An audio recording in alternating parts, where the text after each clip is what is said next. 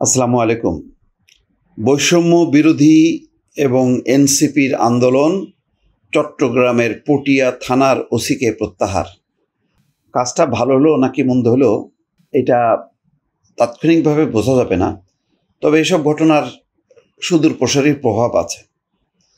যদি সত্যি সত্যি ওসি খারাপ কাজ করে থাকে তাহলে তো ঠিক আছে, সেই খারাপ কাজের জন্য তার প্রত্যাহার হওয়াটাই উচিত। কিন্তু এইভাবে মব তৈরি করে, চাপ সৃষ্টি করে ওসি প্রত্যাহার, এটার একটা প্রভাব আছে পুলিশের উপর। সেটা কি আমাদের সরকার প্রশাসন চিন্তা করে কিনা? এমন একটা সময় এই ঘটনাগুলো ঘটছে যখন পুলিশের অবস্থা এমনিতেই নাজুক। আইন শৃঙ্খলা পরিস্থিতি তারা নিয়ন্ত্রণ করতে পারছে না। কেন করতে পারছে না, কি পরিস্থিতি? তারপরে তাদের মধ্যে গ্রেপ্তার আতঙ্ক আছে। বিগত সময়ে তারা যেহেতু আওয়ামী লীগের পক্ষ নিয়ে কাজ করেছে, অনেকটা বাধ্য হয়েছে, আবার কেউ স্বেচ্ছায় করেছে, ফলে তারাও গ্রেপ্তার আতঙ্কে আছে অনেকেই, বিশেষ করে পুলিশের উপর পর্যায়ে। এবং যার প্রভাবটা দেখা যাচ্ছে যে পুলিশের সেই আইন শৃঙ্খলা পরিস্থিতি নিয়ন্ত্রণে তাদেরকে প্রায় সেনাবাহিনীর সাথে কাজ করতে হয় বা সেনাবাহিনীকে ডাকতে হয়। এরকম একটা অবস্থায় একটা ঘটনা ঘটেছে পটিয়ায়। সেখানে শহীদ মিনারে এক ছাত্রলীগের নেতাকে বা কর্মীকে তারা মারধর করেছে, মারতে মারতে থানায় নিয়ে আসে এবং বলে যে তাকে গ্রেপ্তার করতে হবে। পুলিশ বলছে তার বিরুদ্ধে তো কোনো অভিযোগ নেই, এবং এই নিয়ে তর্ক বিতর্কের এর পর্যায়ে পুলিশ লাঠিচার্জ করে তাদেরকে মব সরানোর জন্য। এরপর কালকে তারা লাগাতারভাবে একদিকে চট্টগ্রাম রেঞ্জে অবস্থান নেয় এনসিপি, আর ওইদিকে পটিয়ায় মহাসড়ক তারা অবরোধ করে বসে থাকে 8 ঘন্টা। এমন একটা অরাজক পরিস্থিতির মধ্যে ওসি আবু জায়েদ মোহাম্মদ নাজমুন নূরকে প্রত্যাহার করা হয়। তাকে চট্টগ্রাম রেঞ্জে সংযুক্ত করা হয়েছে, পুলিশ সুপার জানাইছে।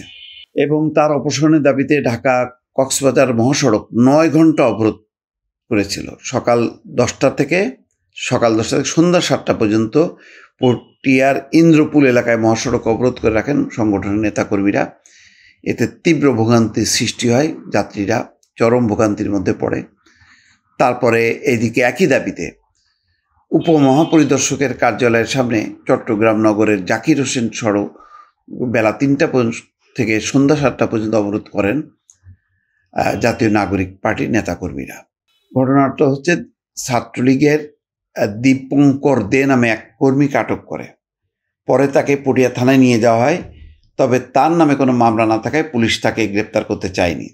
পরে পরিস্থিতি উত্তপ্ত হলে পুলিশ তাকে নিজেদের হেফাজতে নেয়। বৈষম্য বিরোধী ছাত্রলীগের আন্দোলন নেতাদের অভিযোগ, নিষিদ্ধ ঘোষিত ছাত্রলীগ কর্মী দীপঙ্করকে থানায় নিয়ে যাওয়ার পরও পুলিশ মামলা নেয়নি। এখন শুধু নিষিদ্ধ ঘোষিত ছাত্রলীগের নেতাকর্মী, যদি মামলা না থাকে তাহলে কি মামলা নেবে? তার বিরুদ্ধে সুনির্দিষ্ট কি অভিযোগ আছে সেটা কিন্তু পুলিশ বলতে পারছে না। আচ্ছা, এই নিয়ে আন্দোলনকারী নেতা কর্মীদের সঙ্গে পুলিশের উত্তেজনা দেখা যায়। পরে পুলিশ তাদের লাঠিপেটা করেন, এতে তাদের কয়েকজন আহত হয়। আর পুলিশ বলছে মিছিল নিয়ে ওই ব্যক্তিকে মারতে মারতে থানার ভেতরে নিয়ে আসা হয়। তার বিরুদ্ধে নিষিদ্ধ ঘোষিত ছাত্রলীগ করার অভিযোগ তোলা হয়। এই সময় তারা থানার ভেতরে এক প্রকার মব সৃষ্টি করেন, তাই আইনের ভেতর থেকে পুলিশ তাদের বোঝানোর চেষ্টা করে। আচ্ছা বলেন, এই যদি চিত্র হয় তাহলে যখন তখন যেখানে সেখানে ছাত্রলীগ হোক, আওয়ামী লীগ হোক, জাতীয় পার্টি হোক, ধরবে, মারবে, থানায় নিয়ে আসবে, আর পুলিশকে বলবে যে তাকে আটক করেন, গ্রেপ্তার করেন। এটা হয় কোনো দিন? এইভাবে চলবে? তাহলে এইটা যদি প্রতিষ্ঠিত হয় তাহলে সারা দেশে এনসিপি বা বৈষম্য বিরোধী আলারা কি এটাই করতে থাকবে? থানা পুলিশ চলে এইভাবে? দর্শক, অনেকগুলো প্রশ্ন আমি সেজন্য সামনে আনলাম। আমি কোনো সমাধান দিচ্ছি না বা কোনো সমীকরণে আসতে পারছি না, কিন্তু আমি মনে করি যে এই ঘটনাগুলোর প্রভাব পুলিশের উপর পড়বে। পুলিশের ওই থানার ওসিরা তখন ওই ক্ষমতার কাছে, সেখানে এনসিপি হোক, বিএনপি হোক, শিবির হোক, সবার ব্যাপারে তারা সংকুচিত হয়ে থাকবে। মনে করবে যে বাবারে, এদের সাথে ঝামেলা করা যাবে না, করলে বিপদে পড়বে। আর এই মনোভাব যত জাগ্রত হবে তত আইন শৃঙ্খলা পরিস্থিতি ধসে পড়বে।